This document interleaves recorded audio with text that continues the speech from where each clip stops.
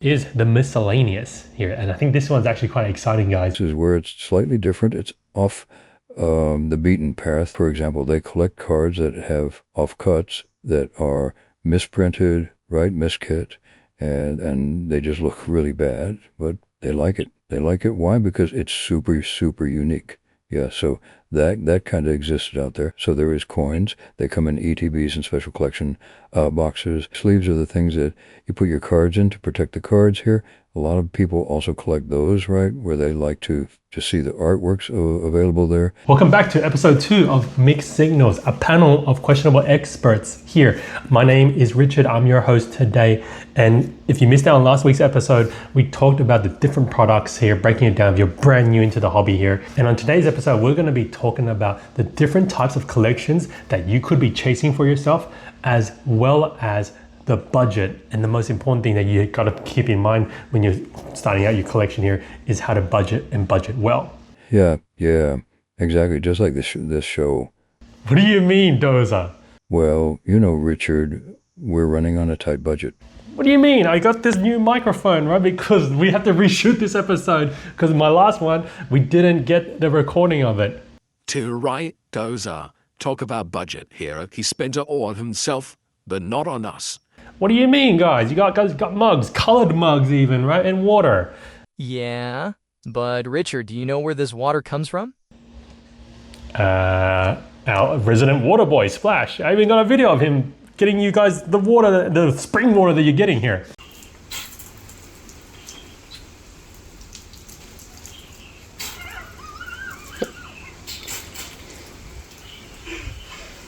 Oh, right.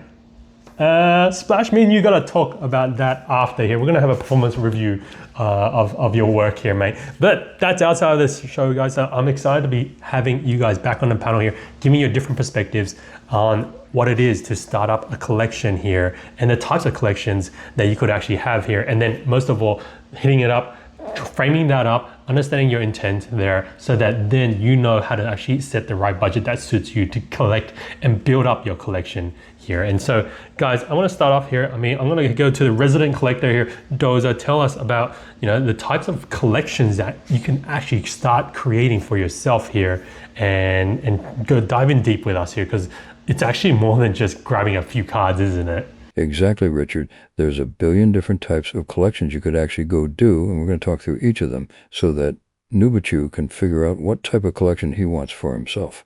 All right, so when you say billion types, Doza, what are you talking about? Yeah, I thought it was just like picking cards and just keeping it for what you like. And now, last episode we talked about sealed a bit there too, but tell me about what else is there. Well, Nubachu, yes, actually, different collection types here, and I'll run it through with you here. The groups are typically and there are singles, right? Then you have sealed product, which is what we talked about last week, as well as slabs, okay, or graded cards as they know it. And then there's also other type of collections that are I guess, more niche type of collections, if we call it there. And that include coins, sleeves, playmats, figures. And then the fifth type of collection you can actually have is called the investment portfolio type. And that's our awesome little friend over there, Specs, who go into that side there. Yes, of course I will go into that side, guys. It's always about figuring out what you need to make money on so that you can go and enjoy your collection. Isn't that right? Specs, come on, man.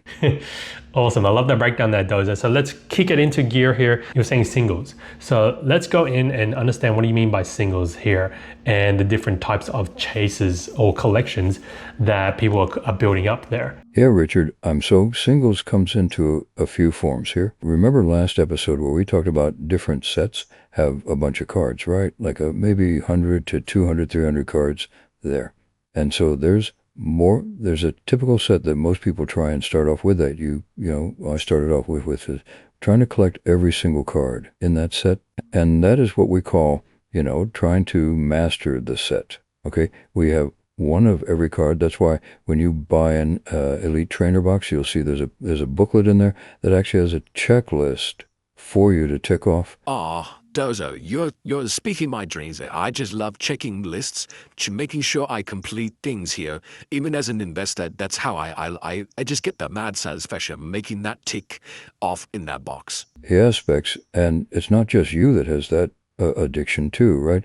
A lot of other people love to do that. That's why collectors exist. So that's it's a master. Then you can actually level up if you want to go and try and do a grandmaster set, which is even further, typically where you want to collect different versions of the cards as well, right? So what does that mean? There are sometimes promotion cards for that set that are released through specific stores, right? So you'll have different types of collection versions of it. So for example, like in those ETBs, you'll have, if you get the normal ETB, it doesn't have, any stamps on it, right? These other masters, grandmaster set chasers, usually look for the stamped versions of it. So they'll also want the Pokemon Center version of the same card. It's exactly the same, but it just has that little stamp on it that says Pokemon Center. And because that's their view of completing the set, is getting all the different varieties of the cards as well. Okay? And so that's a very key thing here. Sometimes, you can also go further on some sets where it's like we're having the Master Ball reverse hollows, having Poker Ball reverse hollows, or even just having the standard reverse hollows. It can get very big and very wild, and when you're doing a Grandmaster set. Wow. Did not know about that Grandmaster set there. It sounds like it's a lot of work, and it could be somewhat fun.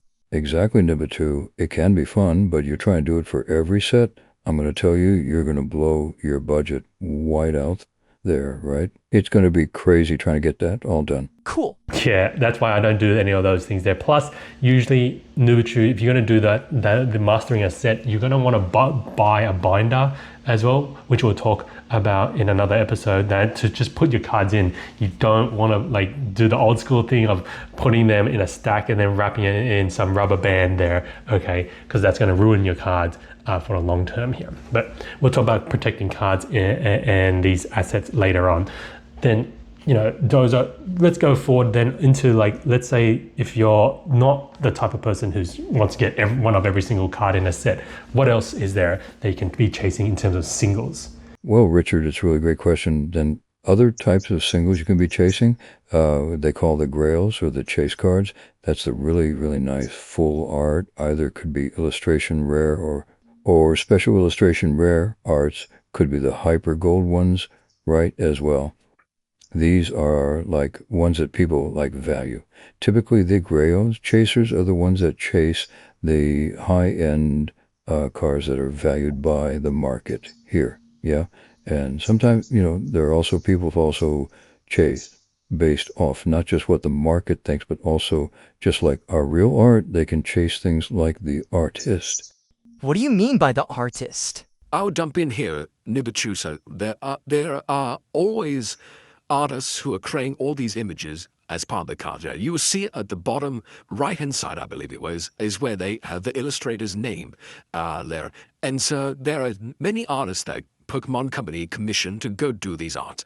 And a lot of people like to follow specific artists. The most famous one of them all at the moment is Shinji Kanda. Shinji has brought out some amazing artworks there that is very highly desirable, very unique in that space there. And there's always new and up-and-coming artists coming around as well in the journey here. And that's a way that, very similar to the art collection world, is you chase the artists and all their works and you try to complete all of that around there. Thanks for sharing that, Specs here. And then on top of that, I'm going to chime in here, Nubichu, you could actually just start looking and chasing for your favorite Pokemon.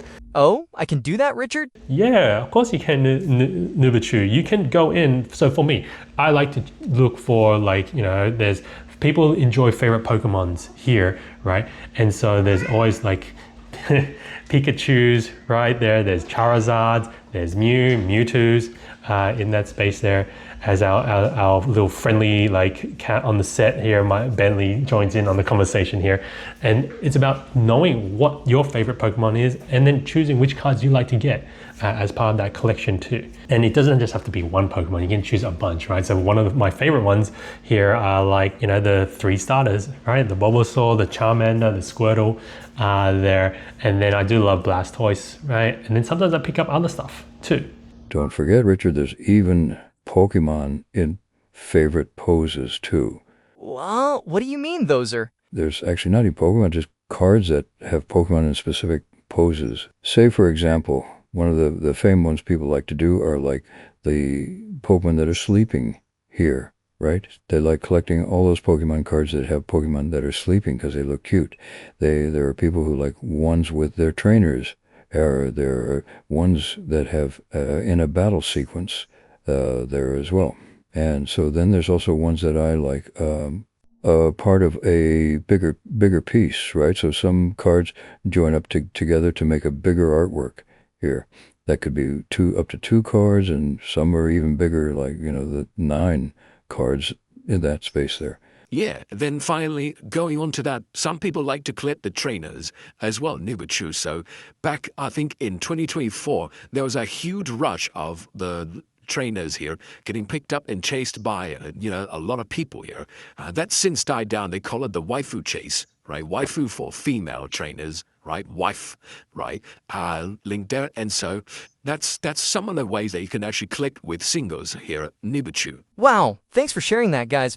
But wait, Nubichu, that's just one form of it here. Yeah, there's also the other forms here, and we're talking about those are mentioned sealed, right? So in sealed side, you could start collecting specific products too. Yeah, and so some people, like myself, they build out ETB walls, right? They get an ETB for every set in that era, or even previous years, and they put it together there. Yeah. And then you could also collect booster box, right? Shelves. So people buy all the booster boxes that's being released or for a specific era. They collect those and they put them in acrylic boxes and put it on their displays here. But the other versions, you could even go further, right?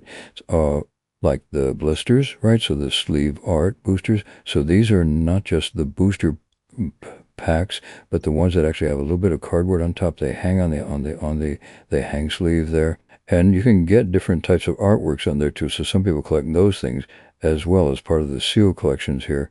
And then the idea is typically you don't just get like 1 ETB or 2 ETB. You want to collect part of that era, right, as much as you can. So like the Skull and Violet era. If you do it like the way I do it, it's mix and match. I like to pick out the ETBs I like, and I want to put on display here as well. Okay, so that's the sealed side. You could even do the small bundles. I saw some guys chasing like the 6-pack bundles as well here. They just like that because no idea, they just prefer it. And this is the cool thing about this hobby here is you can collect whatever you want. It is all about whatever makes you happy. All right, on this collection here, but you have to be very clear on what is it that you like. Joseph, talk about number 3, slabs. Yeah, Richard. So we're probably going to go into another episode about this because I can talk about a whole episode about grading. But basically, Nubichu is you have singles, right? Slabs is another version of singles, but typically they're called slabs because when you have a nice card, what they do is they send it into a professional grading company like PSA, like Beckett, like CGC, right, or TAG. And what they do is they will assess the card's condition, right? They'll look at it and see, like, is it near mint? Is it pristine? Is it, lightly played, moderately played, or heavily played here, right? And they'll give it a specific rating from 1 to 10, 1 being like really, really extremely heavily played where it's almost in taters, and then 10 being absolute pristine as if it just came off the printing press, and then boom, it's exactly, what people are looking for. So then they assess the card, they give it a number, and then they put it in a case, right? And that case is to protect that card to make sure the condition doesn't deteriorate over time here. And then that's how people sell it off, right? And trade with that as well. So that's number 3. Wow, I did not know about this grading thing. Yeah, not many people do, unless you start getting yourself into the card scene here. Number 4, right, Nibichu, is the miscellaneous here. And I think this one's actually quite exciting, guys. And Doza, I want you to go into this because I think you got some of that, don't you, Doza? Yeah, I do, Richard. And so this miscellaneous is where it's slightly different. It's off the beaten path, that the common part that most people are chasing. It could be little accessories, right, that come with the cart. So it's a very niche. So there are smaller groups that like it. So there are niches where, for example, they collect cards that have offcuts that are misprinted, right, miskit, and they just look really bad, but they like it. They like it. Why? Because it's super, super unique. Yeah, so that kind of existed out there. But there are other people that I've seen collect things like the coins. So there is coins. They come in ETBs and special collection boxes that are used to, at the start of the game, to flip to see who goes first. Yeah. Then you also have sleeves. Sleeves are the things that you put your cards in to protect the cards here. A lot of people also collect those, right, where they like to see the artworks available there. Some people also collect empty boxes, right? So opened up ETB boxes, opened up like special collection boxes, that type of stuff there. They will collect to just put out and debox up on display as well because they like the artwork. Yeah. So that exists. Then we have playmats, and just like this playmat here that we have and that we drink on here. And then we also have figures. So some box or products come with Pokemon figures as well, and people collect all these things here. You'd be surprised on how interesting people can be when they just want to collect anything and almost everything here. And so, like, if it's physical, it's most likely there's probably somewhere in the world someone wants to collect it. Wow, I didn't know that. That's super exciting to know, and now makes me think about my own collection in a different way.